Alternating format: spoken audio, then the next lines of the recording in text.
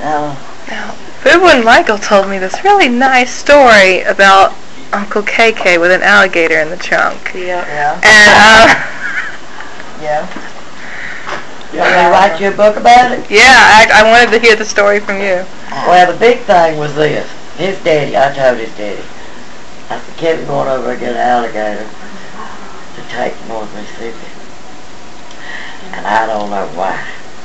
And I don't want to. I don't know if you need to So be he come out there and he said, Kevin, let me tell you something, boy. He said, I don't want to hear about you going over there getting no alligator and taking it. So that's against the law. I wouldn't do that. You know I wouldn't do that.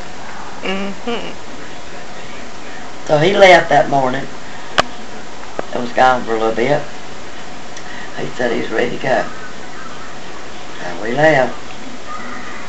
We got right outside of West Point, and there's a loud noise. Bang! She said we'd had a blowout. The car went down. We stood on the side of the road and we couldn't figure it out. So somebody turned, stopped. So we live right down this road here. Said, I'll tow your car down there. Because they didn't know why it wouldn't crank. They wouldn't do nothing. So we sat there and I called Mary and David and told them. David said he'd come get us. And it'd probably take about an hour or a little bit longer. We were all sitting outside talking, and all of a sudden Kevin told the guy, said, come here, I want to show you something. They walked over to the car. And I was sitting over there talking to his wife, and he was right there playing. Anyway, raised the trunk, and we had a cooler with us. And guess what was in the cooler? Okay. And that man said, will you bring me one of them? And I looked at Kevin, I said, now, not only did you lie to me, but I said, wait till Jim DeHart hears about here. He took it to Jack. And they named him Al. And he was a pet. Was it a snake? No, it was an alligator. Big Al. He lived a long time up He there. did I live a think. long time. He had, Mary said he got Somebody run hit over by, it, yeah, because, I don't know if it was in the winter time, because he'd go way back behind the little, where the levee was, and he got back in that corner. Mary said probably what was cold and buried himself. They didn't see much because it gets me cold. Yeah. But he got fed chicken.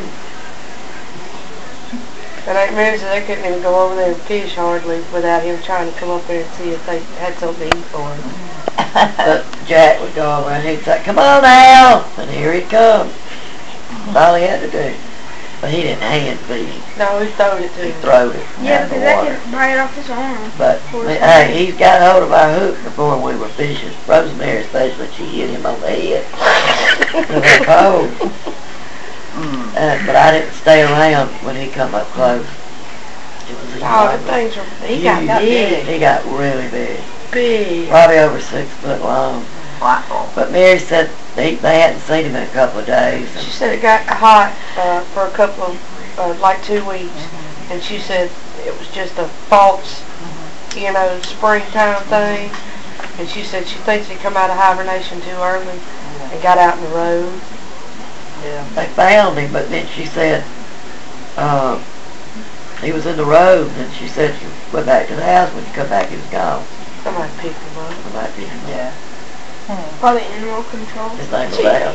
About it, you One of them know. old country boys picked him up probably. Probably sold the Had house. him stuck. Roadkill. Yeah. Having alligator stew tonight. Hot damn.